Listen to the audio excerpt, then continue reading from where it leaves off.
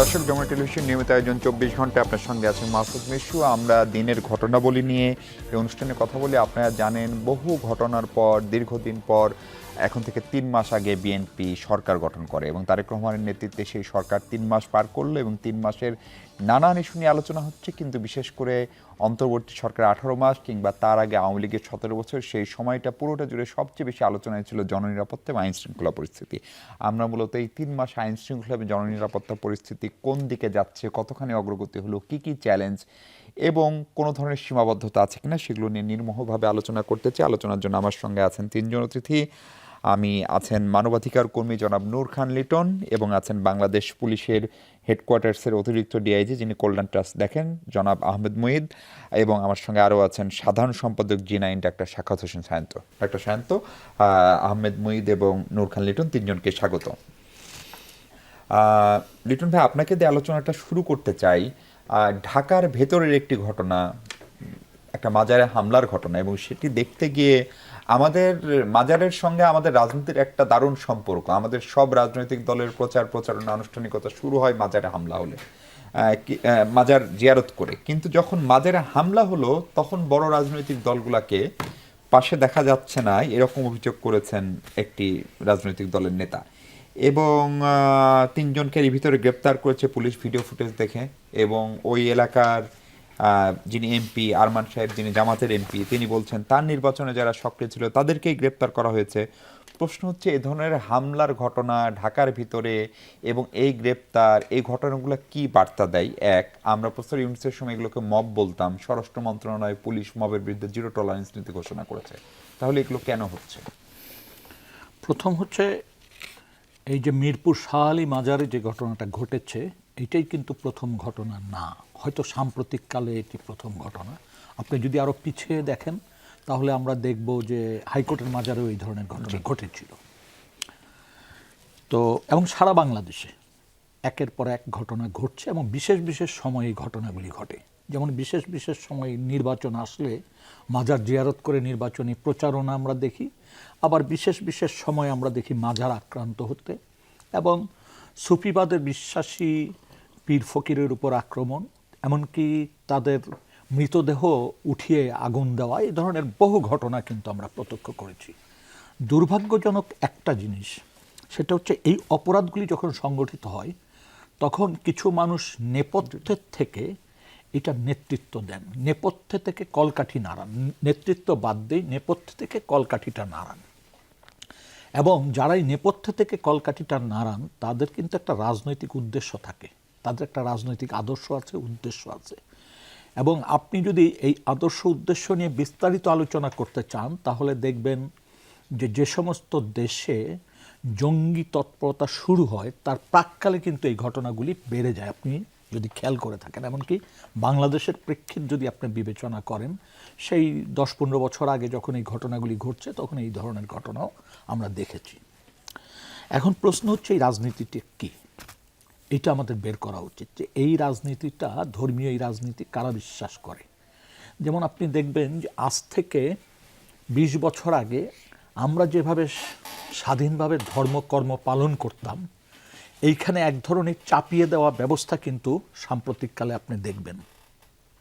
আপনি দেখবেন আজ থেকে 20-25 বছর আগে মিলাদ দেখেছি আমরা, এখন কিন্তু অধিকাংশ মসজিদে মিলাদের কোনো বিষয় নেই।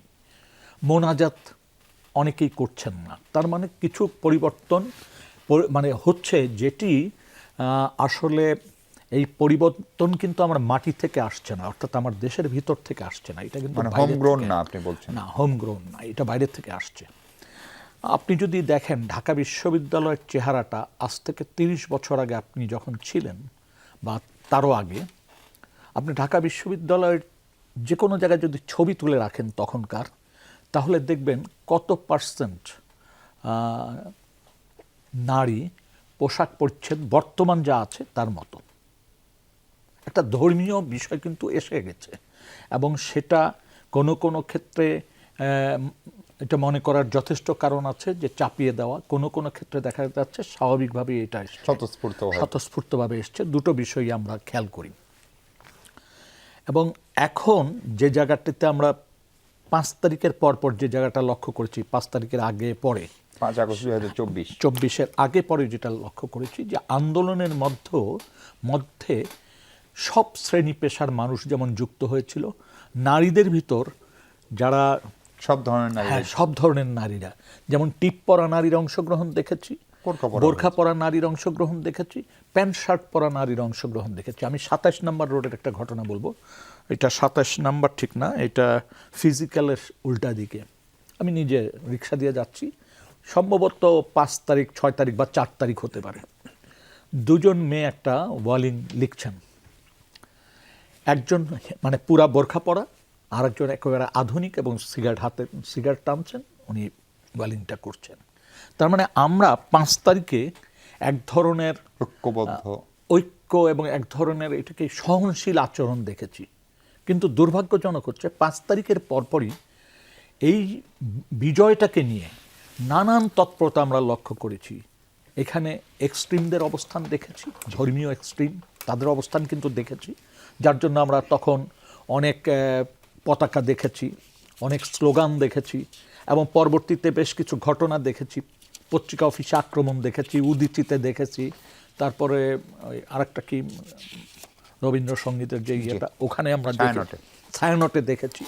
এটি যেমন দেখেছি, এবং নারীদেরকে পোশাক নিয়ে সমালোচনা করা ওই সময় প্রায় আপনি বলছেন কয়েক মাস ধরে সংঘবদ্ধ চক্র, এটা পরিকল্পিতভাবে হয়তো থেকে কেউ কলকাঠি নাড়ছে, হ্যাঁ, একটা গ্রুপ কাজ করছে। কিন্তু মানে এইটা ধর্মীয় বিষয়, তো সহজে মানুষকে উস্কে দেওয়া সম্ভব হয় খুব সহজ। আমি আপনাকে একটু থামাই, আমাদের সঙ্গে যেহেতু একজন পুলিশ কর্মকর্তা আছেন, আহমেদ মুহিত ভাই, আপনার কাছে প্রথম প্রশ্ন হচ্ছে যে 3 মাসে আইন শৃঙ্খলা পরিস্থিতি একেবারে পাল্টে ফেলা সম্ভব তেমনটা দেশের মানুষ বা আমরাও মনে করি না। কিন্তু একটি নির্বাচিত সরকার আসার পরে সচরাচর আমরা আগের সরকারগুলোকে 100 দিনের কর্মসূচি বা নিতে দেখেছি, এই সরকার 180 দিনের কর্মসূচি নিয়েছে। ফলে সেই অর্থে সরকারকে সমালোচনা করার সময়সীমা আমরা ধরে নিচ্ছি 180 দিন। কিন্তু আপনারা 5 আগস্টের পরে বা বিশেষ করে বিএনপি সরকার দায়িত্ব নেবে, এই 3 মাস আইন শৃঙ্খলা পরিস্থিতি নিয়ে আপনাদের অভ্যন্তরীণ বা নিজস্ব মূল্যায়ন নিশ্চয়ই আছে, সেখানে আপনারা কতখানি সন্তুষ্ট বা প্রধান চ্যালেঞ্জ আসলে কি দেখছেন এখন? ধন্যবাদ। প্রথমেই জানাই যে যমুনা টিভি এরকম একটা অনুষ্ঠান আয়োজন করেছে। কিছুদিন আগে আমাদের পুলিশ সপ্তাহ শেষ হয়ে গেল, কিছুদিন বলতে 2 দিন আগে। তো আমরা পুলিশ সপ্তাহে পুরো বিষয়টা, এই যে সারা বছরের একটা কার্যক্রম, এটাকে নিয়ে মূল্যায়নের বিভিন্ন সেশন থাকে, সেগুলোতে আসছে। তো আপনি যেটা কোশ্চেন করেছেন যে এই যে 3 মাসের যে সময়টা, এটাতে আমরা, আপনারা তো জানেন যে বিগত সময়গুলোতে আমাদের যে দুইটা পার্ট এখানে এসে দাঁড়িয়েছে। একটা হলো যে পরিবর্তিত পরিস্থিতির একটা সময় গিয়েছে, তারপরে আবার ইলেকশন পরবর্তী সময়। তো ইলেকশন পরবর্তী সময়ের কথাটাই আমরা আসি। সেটা হলো যে যেহেতু জনগণের সরকার প্রতিষ্ঠিত হয়েছে, জনগণ তো অ্যাকচুয়ালি ডিভাইডেড হয়ে গিয়েছিল লাস্ট সময়গুলোতে। তো এই জনগণকে একত্রিত করা এবং যে মাঠে যে আইন শৃঙ্খলা যে অবস্থাটা যেটা ছিল, সেটা ছিল শুধুই দমন নীতি।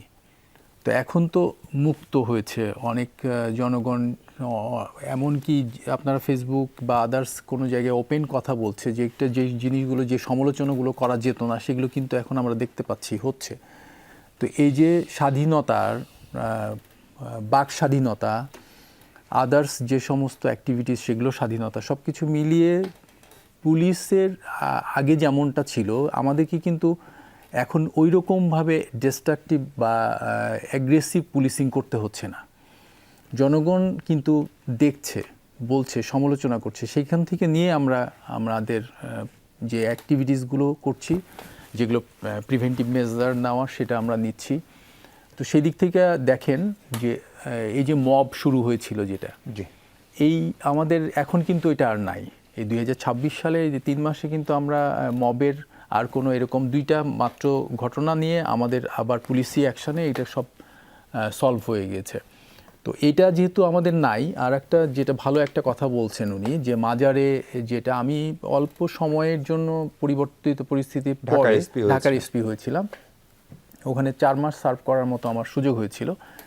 সেখানে সে সাভারে একটা এরকম মাজারে, সে রাত্রি তখন 1টা বাজে, সেই সময় হামলা হয়েছিল আশেপাশের লোকজন, এবং যারা এই হামলাটা করেছে তারা মসজিদ থেকে মাইকিং করে তারপরে এসে মাজারে হামলা করেছে। সেই সময় গিয়ে আমাদেরকে তাদেরকে সেভ করা, যে মাজারে যারা ওদের মুরিদ বা খাদেম যারা ছিল তাদেরকে আমাদের সেভ করতে অনেক বেগ পেতে হয়েছে, তারা আহত হয়েছিল, কিন্তু আমরা পেরেছি শেষ পর্যন্ত সহযোগিতায়, আশেপাশের লোকজনের সহযোগিতায়। তো এটা উনি যেটা বলেছে এটার সাথে আমি একমত। এটা ইন্টেনশনালি এবং এটার বিহাইন্ড দ্য স্ক্রিন একটা গ্রুপ কাজ করে এবং তাদের একটা টার্গেট থাকে যে আমি কি করতে চাই। তো ওই জায়গাটাতে আমাদের কাজ করার সুযোগ আছে, কাজ করতে হবে, কাজ করা উচিত।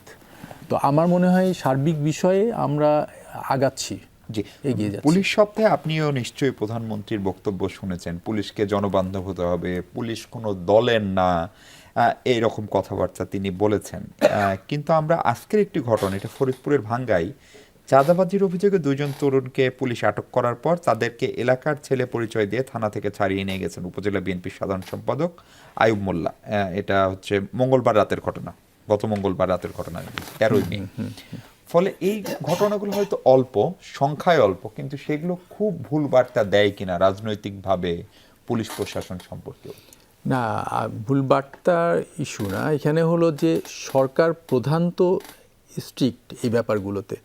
পুলিশ উইকেও এই একই বার্তা দিয়েছে, পুলিশ হবে জনগণের, পুলিশ হবে রাষ্ট্রের, পুলিশ দলের না, পুলিশ দলের হবে না।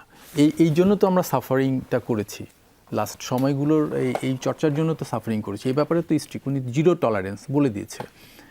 পেশাদারিত্ব, ইন্টিগ্রিটি, অনেস্টি, এই সমস্তের উপর ভিত্তি করেই পুলিশের যাদের মূল্যায়ন করা সেটা করবে। আর যেটা বলছেন প্রত্যেকটা জায়গায় দেখেন, যারা দলীয় পরিচয়ে কোনো জায়গায় চাঁদাবাজি বা কোনো অন্যায় করা, কোনো সন্ত্রাসী কার্যকলাপ করা, এগুলো ব্যাপারে কোনো ছাড় নাই। এবং পুলিশের সকল জায়গায় একই মেসেজ। আমাদের আইজি মহোদয় এরকমভাবেই আপনার প্রত্যেকটা রুট লেভেলে, প্রত্যেকটা এসপি থেকে শুরু করে থানার ওসিদেরকে একই মেসেজ দেওয়া আছে। এবং আপনি খোঁজ নিয়ে 2-1টা বিচ্ছিন্ন ঘটনা এটা হতে পারে, কিন্তু আপনি অ্যাকশনটা দেখেন যে ওটা কি হয়েছে, মানে বাস্তবায়িত হচ্ছে। হ্যাঁ, জি। আমি একটু ডাক্তার শান্ত কথা আপনার কাছে আসতে চাই। শান্ত ভাই, আপনার কাছে প্রথম প্রশ্ন হচ্ছে যে ধরেন একটা হচ্ছে সরকার প্রধানের সদিচ্ছা অথবা সরকারের সদিচ্ছা, আর একটা হচ্ছে মাঠ পর্যায়ে সেটির বাস্তবায়ন।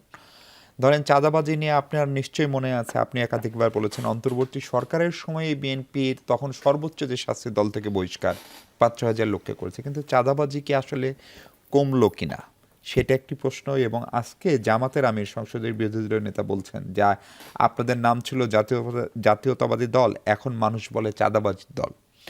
ফলে এরকম একটা রেটরিকও ধরেন শীর্ষ নেতৃত্বের মুখ থেকে যখন আসছে, তখন আসলে এই প্রশ্ন ওঠানো সম্ভব না যে চাঁদাবাজি কমে নাই আসলে। আপনাকে ধন্যবাদ। আমার 2 সম্মানিত সহ আলোচক এবং যারা শুনছেন সবার জন্য শুভেচ্ছা রইল। জামায়াতের আমির যেটা বলেছেন, এটা বাংলাদেশের চিরাচরিত রাজনৈতিক বিরোধিতার জন্য যে বক্তব্য বিরোধী দলীয় নেতাকে দিতে হয়, উনি ওই ধারাবাহিকতায় এই বক্তব্য দিয়েছেন। এর থেকে খুব বেশি কিছু বলার সুযোগ অন্তত এই মুহূর্তে নাই। তবে এটা সত্য যে চাঁদাবাজি উঠে যায়নি, ছিনতাই উঠে যায়নি, বিভিন্ন রকমের যে সামাজিক সন্ত্রাস সেগুলো উঠে যায়নি। পাশাপাশি এটাও সত্য যে এটা কমানোর জন্য সরকারের তরফ থেকে উদ্যোগগুলো দৃশ্যমান হচ্ছে। আর সরকারি দলের কেউ এরকম কোনো অপরাধে যুক্ত হলে দল তাদেরকে পেট্রোনাইজ করবার যে আগে যে একটা উৎসব ছিল বা তাদেরকে রক্ষা করবার, তাদের পক্ষে দাঁড়ানোর, সেটা ওই রকম ব্যাপকভাবে আগের মতো নেই। যেটা বলছিলেন মোহিত ভাই যে বিচ্ছিন্নভাবে 2-1টা ঘটনা ঘটেছে, সেটা না ঘটলে ভালো হতো। ডেফিনেটলি ইনি হয়তো পোশাক পরিহিত আছেন এবং সরকারের একজন কর্মকর্তা, তাই তার মুখ দিয়ে এটা রং মেসেজ দেয় বা একটা ভুল বার্তা দেয়, এটা হয়তো বলতে পারছেন না, কিন্তু আসলেই ভুল বার্তা দেয়। আমি যেহেতু একটু সিভিলে আছি, আমার পক্ষে এটা বলা সহজ বলে বললাম। এটা ভুল বার্তা এই জন্য দেয়, ধরেন কুমিল্লায় বিএনপির একজন নেতাকে, যিনি পরিবহন নেতাও আবার, গ্রেফতার করা হলো। গ্রেফতার করার পরে 12 ঘন্টার পরে তাকে বলা হলো যে জিজ্ঞাসাবাদে তার বিরুদ্ধে অভিযোগের সত্যতা পাওয়া যায়নি বলে ছাড়া হয়েছে। এইটা সহজভাবে আমরা গ্রহণ করতে পারতাম যদি ওই 12 ঘন্টা এই দলের নেতাকর্মীরা থানা ঘেরাওটা না করতো বা রাস্তা অবরোধ না করতো। যখন একই সঙ্গে থানা ঘেরাওয়ের মতো বা রাস্তা অবরোধের মতো ঘটনা ঘটে যায়, তখন একটা ভুল বার্তা দেয় যে এদের প্রেশারের কারণে ছেড়ে দিতে হলো কিনা। যদি সত্যিও হয় তবে যদি এটা সত্যি হয়, আসলেই যদি অভিযোগ প্রমাণিত না হওয়ায় তাকে ছেড়ে দেওয়া হয়, কিন্তু এই যে সিনারিওটা যেটা ঘটালো নেতাকর্মীরা, এইটা কিন্তু সরকারকে, পুলিশ বাহিনীকে বিব্রতই করলো। নিজের হ্যাঁ, দল, কিন্তু নিজের দায়িত্ব সরকার দলের, কিন্তু তাদেরকে দায়িত্ব দলের। করলো, রাইট। সেই হিসেবে কাউকে গ্রেফতার করার আগেও ভাবতে হবে যে তার বিরুদ্ধে যে অভিযোগে আমি তাকে জিজ্ঞাসাবাদের জন্য আনছি, একজন উপজেলা সভাপতি বা পরিবহন নেতা, বা তাকে গ্রেফতারের পরে কনসিকুয়েন্স কি হতে পারে, এটা গোয়েন্দা রিপোর্টও তো থাকে বা ধারণাও থাকে। সেই হিসেবে তার বিরুদ্ধে আসলে অভিযোগ কতটা সত্য সেটা আগেভাগেই গোয়েন্দার তৎপরতার তথ্যের মাধ্যমে একটু যাচাই করে নেওয়া ভালো। কারণ আপনি ধরলেন কোন তথ্যের ভিত্তিতে, আবার ধরার পরে 12 ঘন্টা পরে বললেন যে না, অভিযোগ সত্য ছিল না, কিন্তু মাঝখানে কিন্তু এই অবরোধ টবরোধ হয়ে গেল এবং সরকার, পুলিশ বাহিনী, সরকারি দল তিন তিনজনই গ্রুপেরই বিপদে। কিন্তু বিব্রত হলো এই ঘটনার মাধ্যমে, এবং বিরোধীরা এটা নিয়ে একটু কটাক্ষ করার সুযোগ পেয়ে গেল। ফরিদ রাজবাড়ী যেই আজকে কালকের যে ঘটনাটা বললেন যে 2 জন কর্মীকে ছাড়িয়ে নিয়ে গেছে, এইটাও না করা ভালো। দলের তরফ থেকে এই ক্ষেত্রে জিরো টলারেন্সে যেতে হবে, যে কারো বিরুদ্ধে অভিযোগ উঠলে সেটা আইন শৃঙ্খলা রক্ষাকারী বাহিনী তদন্ত করে দেখবে যে সত্য না মিথ্যা। মিথ্যা হলে ছাড় পাবে। পুলিশের তো এইরকম কোনো বিশেষ শত্রুতা নাই সরকারি দলের সঙ্গে যে তাদের কর্মী বা নেতাদেরকে ধরে শুধু শুধু হয়রানি করবে বা তাদের ধরে নিজেরাও বিতর্কিত হবে, সেটা নাই। তার মানে হচ্ছে পুলিশকে এই স্বাধীনতাটুকু যেন সরকার দেয়, যে অতীতে যেরকম তাদের নিয়োগ থেকে শুরু করে পদোন্নতি, পোস্টিং, বিভিন্ন জায়গায় নানান রকমের প্রভাব, অর্থ এবং কে আমার লোক বা কাকে দিব সেই সব প্রভাব কাজ করত, সেইখান থেকে আরেকটু বেটার উদার হওয়া, যে যার যোগ্য মনে হয় সরকারের পলিসি যে ওন করে জনগণের জন্য। এবং সরকার, পুলিশ কিন্তু জনগণের বন্ধু হবে, আইন শৃঙ্খলা রক্ষা করবে কিন্তু সরকারকেও রক্ষা করবে একই সঙ্গে। সরকারের ন্যায়সঙ্গত মানে পেশাদার হতে হবে, পেশাদারিত্বের মাধ্যমে। কিন্তু সেটা করতে গিয়ে তারা যেন ওই রকম নিজে, যে আমার অনেক টাকা দিয়ে পোস্টিং নিতে হয়েছে সুতরাং আমি কি করে সৎ থাকি, অতীতে যেই রকম এরকম কথা আমরা শুনতাম, সেটা যেন না হয়। আমি মেধাবী এবং যোগ্যতর হওয়া সত্ত্বেও আমাকে এই যথাযথ জায়গায় আমাকে দেয়া হয়নি, এই মনক্ষুণ্ণ ভাব যেন না থাকে। সংখ্যা বাড়ানো, এইসব করা, এবং রাজনৈতিকভাবে যে পুলিশকে আষ্টে পৃষ্ঠে অতীতে বেঁধে রাখা হতো সেইখান থেকে যেন সরিয়ে নেওয়া হয়। আর একটা ছোট্ট জিনিস আগের ইস্যু থেকে বলি, যে মাজারে আক্রমণের যে ইস্যুটা, মাজারের আক্রমণের বিষয়টা শুধুই এটা আইন শৃঙ্খলা ইস্যু নয়, এটি একটি রাজনৈতিক ইস্যু। রাজনৈতিক ইস্যু এই জন্য যে ওইখানে বিশেষ একটা দলের কর্মীরা যে আক্রমণে অংশ নিয়েছে সেটা ওইখানকার পুলিশ অফিসার একজন স্টেটমেন্ট করেছেন, এবং ওইখানকার লোকাল এমপি যিনি, তার প্রতি আমার অগাধ মায়া। কারণ তাকে যখন গুম করা হয়, এই আয়নাঘর বিষয়ে আমরা তার জন্য প্রতিবাদ করেছি, দোয়া করেছি, এবং আল্লাহ তাকে যে জীবন দিয়ে ফিরিয়ে এনেছেন। সুতরাং তার শুধুই বাংলাদেশের প্রচলিত ধারার রাজনৈতিক কালচারের মধ্যে ঢুকে যে অভিযোগ পাল্টা অভিযোগ অস্বীকার, এটার মধ্যে অন্তত এদেরকে আমরা আশা করি না। সেই বিবেচনায় ব্যারিস্টার আরমানের স্টেটমেন্টে আমি ব্যথিত হয়েছি, আশাহত হয়েছি। এবং ওইখানে যদি জামায়াতের কেউ জড়িত থাকে, দলের অবস্থান হওয়া উচিত, বিএনপিরও সব জায়গায় সে অবস্থান হওয়া উচিত। যদি তারা অপরাধ করে থাকে আইনানুগভাবে তাদের বিরুদ্ধে ব্যবস্থা নেওয়া হোক। এই ব্যাপার পুলিশ সপ্তাহে প্রাইম মিনিস্টার বলছেন, কিন্তু দলের অন্য নেতাদেরকে প্রাইম মিনিস্টারের এই মেসেজটা ক্যারি করতে হবে। শুধু যদি ক্যারি না করেন, টপ লেভেল থেকে শুধু বললেই সেটা এক্সিকিউট হবে না। একটা বিরতিতে যাব নূর ভাই। আজকের একটা খুবই দুঃখজনক ঘটনাটা কক্সবাজারের উখিয়ার। আপনি জানেন যে ফেসবুক পোস্টে একজন ছাত্র নেতার পোস্টে আরেকজন নিষিদ্ধ ছাত্রলীগের একজন নেতা রিঅ্যাক্ট করেছে, এবং তারপরে হামলা হয়েছে। তার মা বাঁচাতে গেছে এবং সেই মা খুবই অনাকাঙ্ক্ষিতভাবে তার মৃত্যু হয়েছে। ফলে এটাকে আমরা মব বলবো কিনা সেই প্রশ্ন রাখতে চাই। এবং প্রধানমন্ত্রী এটা বলেছেন যে সরকারকে মানুষ মূল্যায়ন করে, আহমেদ মহিদা আপনার জন্য, পুলিশের আচরণ দেখে। ফলে পুলিশ কি আচরণ করছে তা দেখে পুরো সরকারটা মূল্যায়িত হয়, অন্তত আগের 17 বছরের অভিজ্ঞতা তাই বলে। যে কারণে পুলিশের মনোবল ভেঙে গিয়েছিল, পুলিশের উপর মানুষের ক্ষোভ, থানায় আক্রমণ, নানান ঘটনা ঘটেছে। ফলে সেই জায়গায় পুলিশ আসলে রাষ্ট্রের হয়ে উঠতে পারলো কিনা সেই প্রশ্ন আপনার কাছে রাখছি, রেখে একটা বিরতিতে যাই, দর্শক ফিরছে একটু পরে।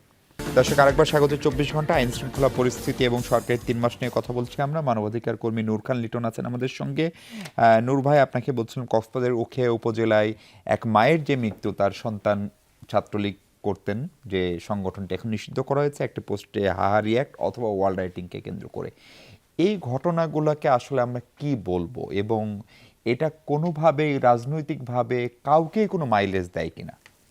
দেখেন, এই আলোচনা যাবার আগে আমি একটু পুরানা কিছু কথা বলে নিতে চাই।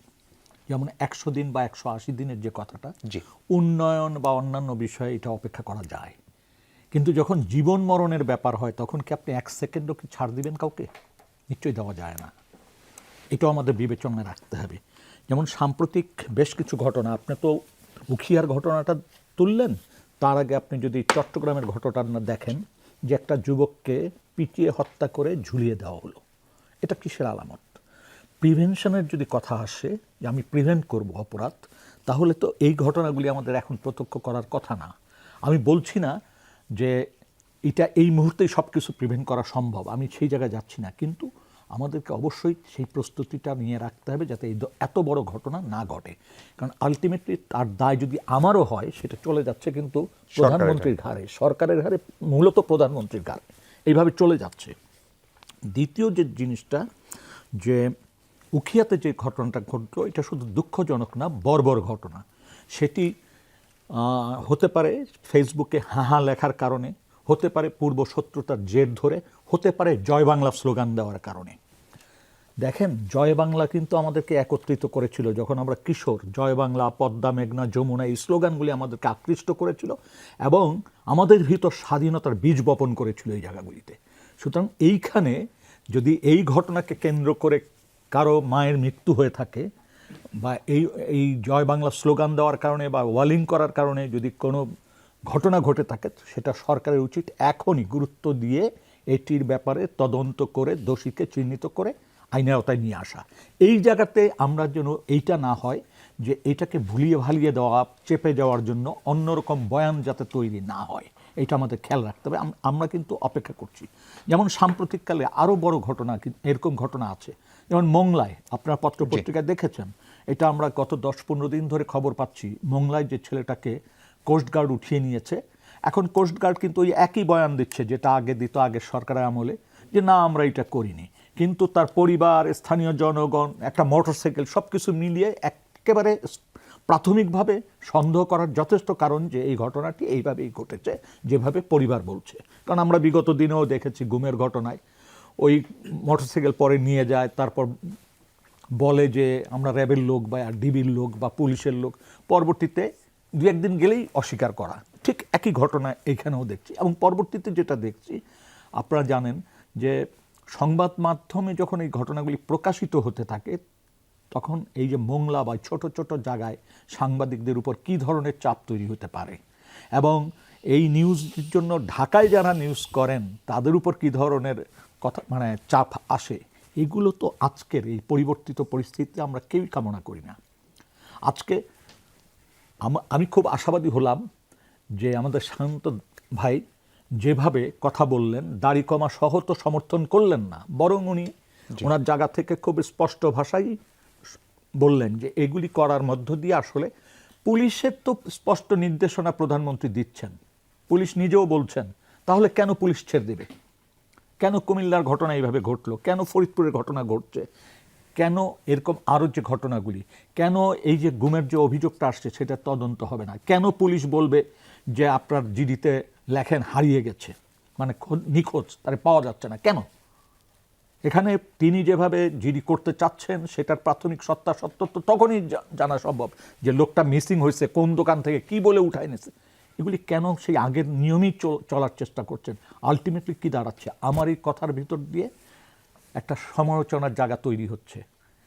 আলটিমেট ওই যারা ঘটনাগুলি ঘটাচ্ছে তাদের পকেটে ঘটনার দায় যাচ্ছে না, চলে আসতেছে কিন্তু সরকারের, পুরোভাবে কেন্দ্রীয় সরকারের উপরে। এই জায়গাগুলিতে অনেক সতর্ক হওয়া দরকার। জি, আর ভাই, আমি একটা জিনিস একটু বলে নেই, একটা গ্রুপ কিন্তু একটা মহল আছে দেশে একটা অস্থিরতা তৈরি করার জন্য, সেটা যেমন ধর্মীয় উগ্রবাদ আছে, সেটা তেমনি এই সাধারণ যে রাজনীতি আছে উগ্রবাদের বাইরেও তাদের ভিতরেও একটা বিষয় কাজ করছে, এক ধরনের অস্থিরতা। আপনি 5ই আগস্টের পর যদি খেয়াল করেন কে বিজয় ছিনিয়ে এনেছে, তখন দেখা গেছে সবাই সেই কারাকারি শুরু করছে যে আমি মিছিলে লিড দিছি, আমি ছিলাম, এই অবস্থা। কেউ লাশ গণনা করে বলে যে আমারই বেশি কর্মী মারা গেছে। এটা তো হওয়ার কথা ছিল না। জনগণ উপচে পড়ছে এবং এই 5 তারিখের আন্দোলনের নেতা যদি কাউকে বলেন তাহলে সেটা শেখ হাসিনা। সে এমন একটা অবস্থায় দেশকে নিয়ে গেছে যে পাবলিক নেমে গেছে। এইটা অস্বীকার করে আমরা কি বলতেছি, আমেরিকা ঘটাইছে, আমরা বলতেছি জামাত ঘটাইছে, আমরা বলতেছি বিএনপি ঘটাইছে, পাবলিক ঘটনার নাই। মানে একটা জনগণের হ্যাঁ, এই সব বলে তো লাভ নাই।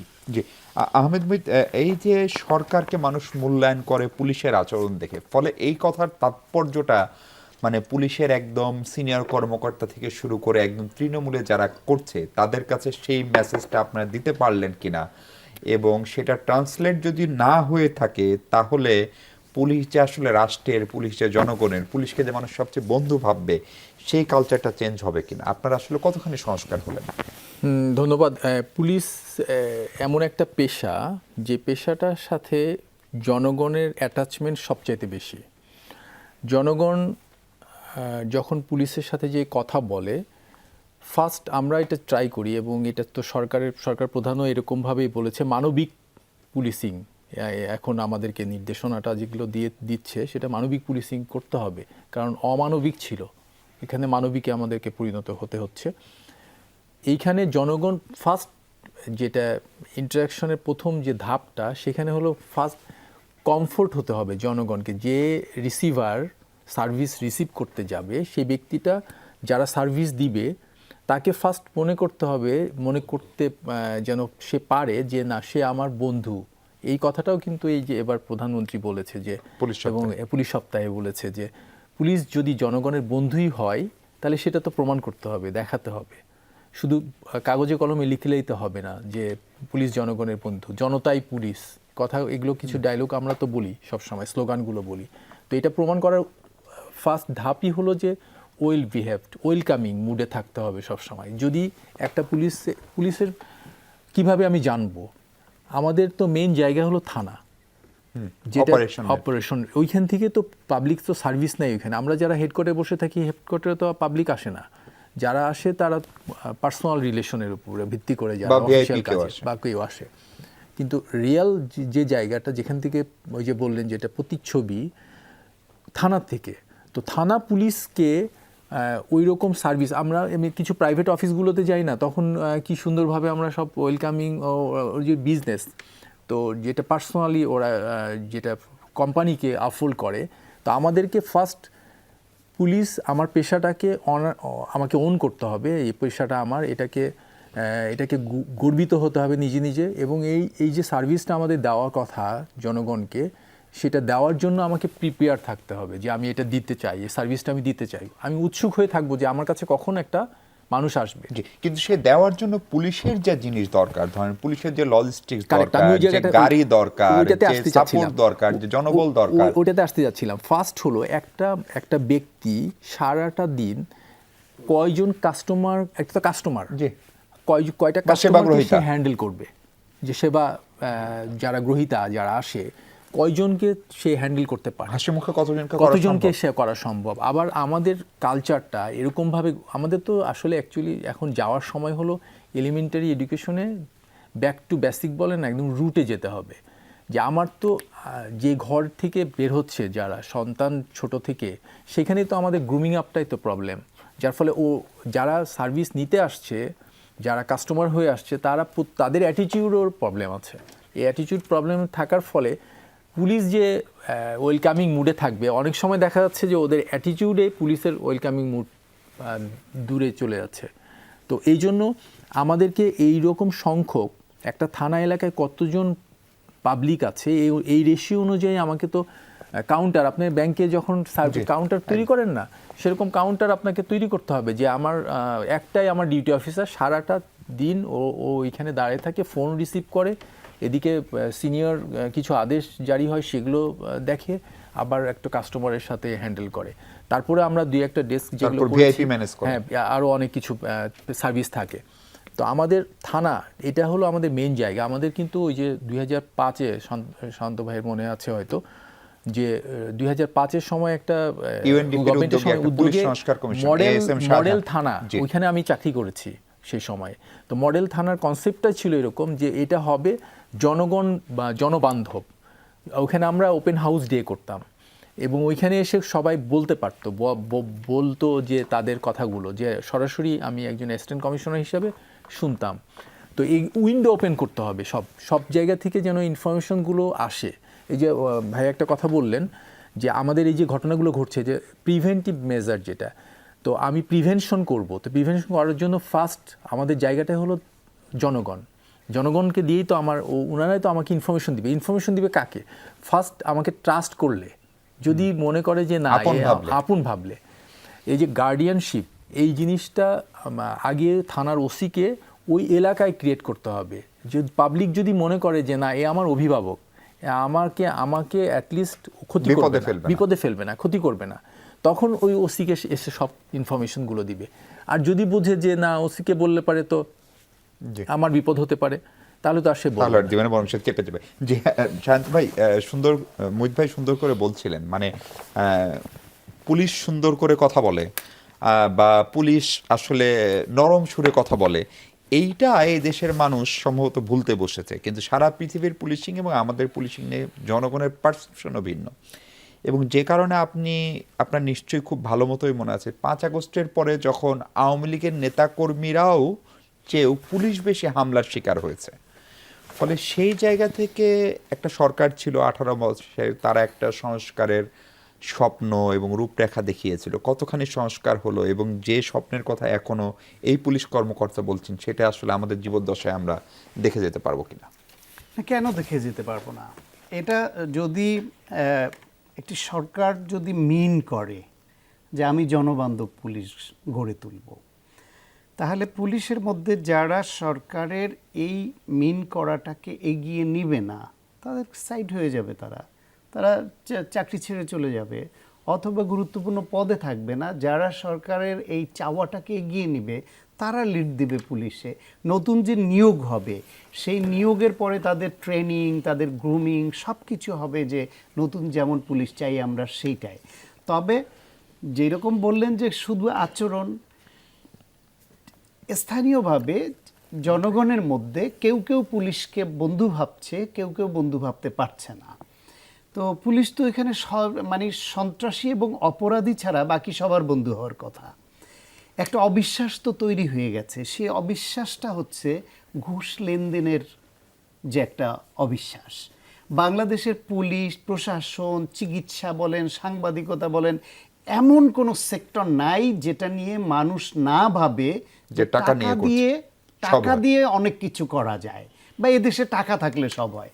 এখন এই যে এদেশে টাকা থাকলে সব হয়, এই ধারণাটাকে যদি আমরা একটু আস্তে আস্তে সরিয়ে নিতে পারি, যে মানুষ যদি বুঝে যে না আমি অন্যায় করেও টাকা দিয়ে পার পাইনি, চার্জশিটটা আমার টাকা দিয়ে আমার নামটা ফেলতে পারিনি, কিংবা আমার ছেলেটা গ্রেফতার হয়েছে টাকার জোরে, তাকে আমি থানা থেকে বের করে নিয়ে আসতে পারিনি, কিংবা আদালত থেকে আমি টাকার জোরে অপরাধী সত্ত্বেও জামিন করিয়ে আনতে পারিনি যখন তখন, এই মেসেজগুলো কিন্তু সমাজে যেতে হবে, এস্টাবলিশ হতে হবে, যেতে হবে।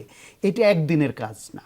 এখন এই মেসেজটা প্রতিটা গ্রুপকে, প্রশাসন বলেন, পুলিশ বলেন, বিচার বিভাগ, সাংবাদিক, চিকিৎসক, পেশাজীবী, সবার তরফ থেকে আস্তে আস্তে যখন আসতে শুরু করবে, কিন্তু সবার তরফ থেকে কিভাবে আসবে? এর নিয়ন্ত্রকের জায়গাগুলো থেকে এইটা কি পলিসিতে আনবে? আমাদের বহু বছর ধরে সোসাইটিটা একেবারে কলাপস করে গেছে, ধ্বংস হয়ে গেছে। আপনার নিশ্চয়ই মনে আছে আওয়ামী লীগের সময় অনেক পুলিশ কর্মকর্তা রাজনৈতিক বক্তব্য দিতেন, ইন্টারিমের সময় একাধিক পুলিশ কর্মকর্তার ভিডিও যারা একটি বিশেষ দলকে সমর্থন করে বক্তব্য দিয়েছেন। এমনকি দুঃখজনকভাবে এবার পুলিশ সপ্তাহেও একজন সিনিয়র কর্মকর্তা, তার দলীয় আনুগত্য থাকতেই পারে, তিনি ভোটার হতেই পারেন, কিন্তু সেটা প্রকাশ করেছেন। এটা ঠিক হয় না। ব্যক্তিগতভাবে আমি এটুকু জানি যে যিনি বলেছেন তিনি মানুষ হিসেবে, আমি ব্যক্তিগতভাবে জানি তিনি ভালো মানুষ, তিনি একটু আবেগে পড়ে হয়তো বলেছেন, এবং এই যে 5 আগস্টের পরে তিনি ডিবির প্রধানের দায়িত্বে ছিলেন, তখনও তার ভূমিকা প্রশংসিত ছিল, কিন্তু তার আবেগকে সংবরণ করা উচিত ছিল। কারণ আপনি যখন ওই পোশাকে থাকবেন বা একটা পেশাগত দায়িত্বে থাকবেন, তখন আপনার আবেগ দ্বারা তাড়িত হলে চলে না। আমরা ব্যক্তিগতভাবে সবাই আবেগতাড়িত হতে পারি, আমি কোনো বিশেষ দল বিশেষ নেতার প্রতি ইমোশনাল হতেই পারি, কিন্তু যখন আমি দায়িত্বে থাকি, আমি যখন চিকিৎসক, তখন আমি কোনো দলীয় আনুগত্য নিয়ে কোনো রোগী দেখতে পারি না, আমাকে তখন চিকিৎসকই হতে হয়। আপনি যখন সাংবাদিক, তখন আপনাকে কোন দিকে আপনি ভোট দেন বা কোন আদর্শিক রাজনীতি অতীতে করেছেন, সেই অবস্থান থেকে তো সাংবাদিকতা করলে হয় না। ফলে এটা ভুল হচ্ছে, এটা কমে আসছে, অনেক কমে আসছে। আমি আশা করছি যে এরা যথেষ্ট বিচক্ষণ এবং সিনিয়র অফিসার, এটা কেউ করবেন না এবং কাউকে করতেও দিবেন না। কারণ প্রধানমন্ত্রী নিজে তো এটা পছন্দ করেন না। প্রধানমন্ত্রীকে কেউ যদি একটু ওয়েলিং করার মতো বক্তব্য দেয়, সেটা তো নিরুৎসাহিত করেন, সঙ্গে সঙ্গে না করে দেন, থামিয়ে দেন। তবে এইখানে হয়তো খুব সিনিয়র অফিসার বলে তিনি সঙ্গে সঙ্গে ওইখানে একটা বিশেষ একটা ফর্মাল প্রোগ্রাম বলে তিনি না করেননি, কিন্তু নর্মালি ইনফর্মাল মিটিং টিটিংয়ে তিনি নিষেধ করেন। মানে এই দেশে আমরা তো এই মাটিতে বেড়ে ওঠা, একই রকমের চরিত্র নিয়ে বেড়ে ওঠা বিভিন্ন দলের মানুষ, এখানে তো একই কালচার, একই রকম অনিয়ম দেখে অভ্যস্ত হয়ে ওঠা। ফলে রাতারাতি সব পরিবর্তন হয়ে যাবে এটা আশা করা ভুল। কিন্তু আমি প্রধানমন্ত্রীর যে চাওয়াটা, সেখানে সাংঘাতিক পজিটিভ অবস্থান দেখি। কিন্তু ওই যে বলছেন না যে পুলিশ দেখে সরকারের চরিত্র কেমন সেটা নির্ধারণ করে, পুলিশ একটা উপাদান, এটা হলো গিয়ে আইন শৃঙ্খলার ক্ষেত্রে এটা হলো ফ্রন্ট ডেস্ক। একটা অফিসে গেলে ফ্রন্ট ডেস্কে থেকে তার আচরণ দেখে যেমন মানুষ ধারণা করে যে অফিসটার কেমন হবে, ফার্স্ট ইমপ্রেশন ওইটা, এটা সত্য। কিন্তু যারা পুলিশের কাছে যায়, যারা বিভিন্ন অন্যান্য সচিবালয়, বিভিন্ন কাজে, বিভিন্ন দপ্তরে যায়, ওইটা তো ফ্রন্ট ডেস্ক। ফলে পুলিশ এবং প্রশাসন এই দুইটা গুরুত্বপূর্ণ। তার থেকে গুরুত্বপূর্ণ হচ্ছে সরকারের মন্ত্রী, এমপি, নেতা, কর্মী, তাদের মধ্যে এই সরকারি দলের যে গরম ভাবটা, তাদের কথায়, কাজে, আচরণে যেন এটা না আসে, এবং সরকারি দলে থাকলেই দ্রুত ধনী হওয়া যায়, এই যে অতীতের এই যে বিষয়গুলি, এগুলি যেন কেউ না দেখে। আমরা একটা বিরতি নিয়ে দর্শক একটু পরে ফিরছি, আমাদের সঙ্গে থাকবেন। দর্শক, আরেকবার আমন্ত্রণ 24 ঘন্টায়। আমরা কথা বলছি আইন শৃঙ্খলা, জননিরাপত্তা নিয়ে। নূর খান লিটন আছেন আমাদের সঙ্গে। নূর ভাই, সামগ্রিকভাবে আমি জানি না, আপনার অভিজ্ঞতা আরও অনেক বেশি, আমরা সবসময় দেখি যে সংস্থা প্রধান বা সরকার প্রধান তিনি খুবই আন্তরিক থাকেন, কিন্তু সেই বার্তাটা ইমপ্লিমেন্টেড হয় না। আমরা এরকমও দেখেছি যে পেঁয়াজের দাম কমে না, সেটা নিয়েও সরকার প্রধানকে নাক গলা হয়েছে। আমি আগের আওয়ামী লীগ সরকারের সময় বলছি, সয়াবিনের দাম কমে না সেটা নিয়ে। তাহলে এত মন্ত্রী, এত সংস্থা প্রধান রেখে কি লাভ, যদি সেই বার্তাটা নিজ পর্যন্ত বাস্তবায়ন না হয়? তাহলে কি সংস্কার হলো, কি পরিবর্তন হলো, বা এই গণ অভ্যুত্থান বা কি শিক্ষা দিল? দেখেন, এখন পর্যন্ত আমরা কিন্তু মুখাপেক্ষী থাকি সরকার প্রধানের দিকে। এখন পর্যন্ত বাংলাদেশে এই ট্রেনটার বাইরে যেতে পারেনি, এবং এটা না পারার পিছনে সবচেয়ে বড় যে কারণ, গণতন্ত্রের অনুপস্থিতি দলের ভিতরে,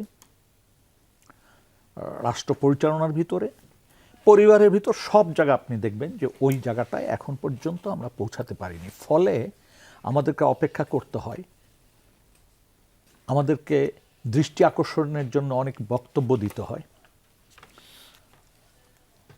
গুণকীর্তন গেতে হয়। যদিও শান্তনু আজকে বলতে ওনাকে দেখিনি আমি, তো এটা পজিটিভ দিক। কিন্তু এই জিনিসগুলি কিন্তু চলমান, এবং এইটা যতক্ষণ পর্যন্ত চলমান থাকবে ততক্ষণ পর্যন্ত আসলে খুব বেশি আশা করার কিছু নেই। দ্বিতীয় যে জিনিসটা আমি বলতে চাই, আজকে যদি আমি বিপদে পড়ি, আপনাদের এখান থেকে যাওয়ার পরপর যদি কোনো বিপদে পড়ি, আমি কার দ্বারস্থ হব? পুলিশের। এখন পুলিশের প্রতি আমার যদি আস্থার সংকট থাকে, এবং এই পুলিশ যদি 18 ঘন্টা 20 ঘন্টা পরিশ্রম করে আমার সাথে কথা বলতে আসে, তার পক্ষে তো সার্ভিস দেওয়া সম্ভব না। আমি যেমন, আমার মাস যখন চলে না, আমি নানান পন্থা অবলম্বন করতে পারি, ধার নিতে পারি, টুকটাক টিউশনি করতে পারি, ব্যবসা করতে পারি, কিন্তু পুলিশের তো সেই সুযোগটা কম, নেই বললে চলে। হ্যাঁ, পুলিশের একটা জায়গা দেখি, সেটা হচ্ছে রেশনটা অন্তত পক্ষে নিশ্চিত আছে, এইটুক বলতে পারি। কিন্তু একটা মানুষকে আপনি 18 ঘন্টা 20 ঘন্টা কাজে লাগাবেন, তার শোয়ার জায়গা নেই, তার টয়লেট ফ্যাসিলিটিস ভালো না, তারপর তার বেতন এখন পর্যন্ত আমাদের দেশে যেটা অপ্রতুল মনে করি আমি এখনো, তারপরে মানে পুলিশের মানবাধিকার রক্ষাও একটা খাবার দাবার তার যে জি। এইখানে দেখেন, তারপরে তো অনিয়ম আছে। আর সবচেয়ে বড় ব্যাপার হচ্ছে আপনার আমাদের রিক্রুটমেন্ট তো 3টা লেভেলে হচ্ছে, এটাকে যদি কমিয়ে 2টো লেভেলে আনা যায় তাহলে একটা মানে এটা আমার ধারণা যে একটা বেসিক পরিবর্তন আমরা পাবো। যদি কনস্টেবলটা একটু লেখাপড়া জানার থেকে শুরু করে এবং সেখান থেকে প্রমোশন হতে হতে যদি সাব ইন্সপেক্টর ইন্সপেক্টর পর্যন্ত যায় এবং তারপর যদি ক্যাডার সার্ভিস থাকে, তাহলে দেখবেন এখানে কিছুটা পরিবর্তন সমন্বয় হবে। আসতে পারে, গুণগত পরিবর্তন।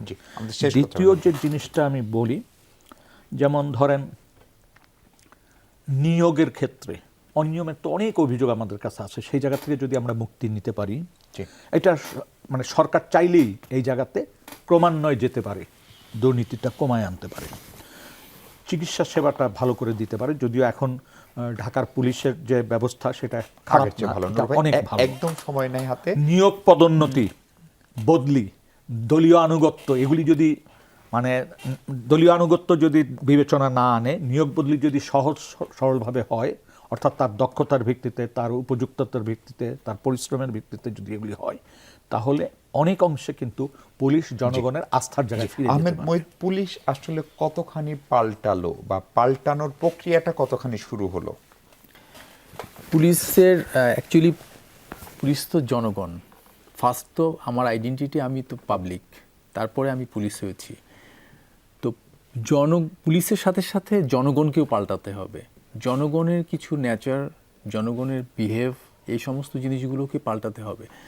জনগণ পাল্টালেই পুলিশ পাল্টাবে, পুলিশ পাল্টালে জনগণ পাল্টাবে এমনটা না, দুইজনকেই পাল্টাতে হবে। তো এই পাল্টানোর জায়গাটা থেকে আমরা চেষ্টা করছি যে মানবিক পুলিশ আমরা যেরকম হব জি। এবং জনগণও সেরকম পুলিশ বান্ধব হবে, যে পুলিশের সেবা নেওয়ার জন্য তারাও প্রিপেয়ার, যে জিনিসটা প্রিপারেশন সেটা তাদের থাকবে। কারণ আমি একটা কথা বলি, যেটা হলো আমরা সব সময় বলতেছি যে ওই যে গ্রুমিং আপটার কথা আমি যেটা বললাম, যে পাবলিক আসলে সেইভাবে তৈরি হচ্ছে না। হ্যাঁ, তৈরি না হওয়ার জন্য তারা আমরা এই সাফার ফেসটা করছি। ওই যে আমরা একসময় কিন্তু পুলিশ যদি ধরেন রাজনৈতিক পরিচয়ের কারণে আমাকে বেশি সুবিধা দেয়, অথবা রাজনৈতিক পরিচয়ের কারণে সায়ন্ত ভাইকে কম সুবিধা দেয় বা খারাপ আচরণ করে, তখন জনগণ পাল্টেই বা কি হবে? না, আসলে এটা পৃথিবীর সব জায়গাতেই কিছু কিছু প্রিভিলেজ গ্রুপ থাকেই, কিন্তু আমরা এটা কত পার্সেন্ট এটার উপরে ডিপেন্ড করবে। এখানে 2-1 যেমন সিনিয়র সিটিজেনকে আমরা প্রায়োরিটি দিই, জি। সেরকম ধরনের সমাজের কিছু পার্সন আছে যাদের যে খুব অল্প সময় হয়তো ফোনে সার্ভিস নিচ্ছে, অনেকে নিচ্ছে না, তো সেই জিনিসগুলো তো থাকবেই। কিন্তু আমার ইন জেনারেল আমার পিপল, যারা জেনারেল পিপল, তারা যে সার্ভিসটা পাচ্ছে সেটাই তো আমার প্যারামিটার, যে আমি কতটুকু দিতে পারছি সেটাই তো হবে।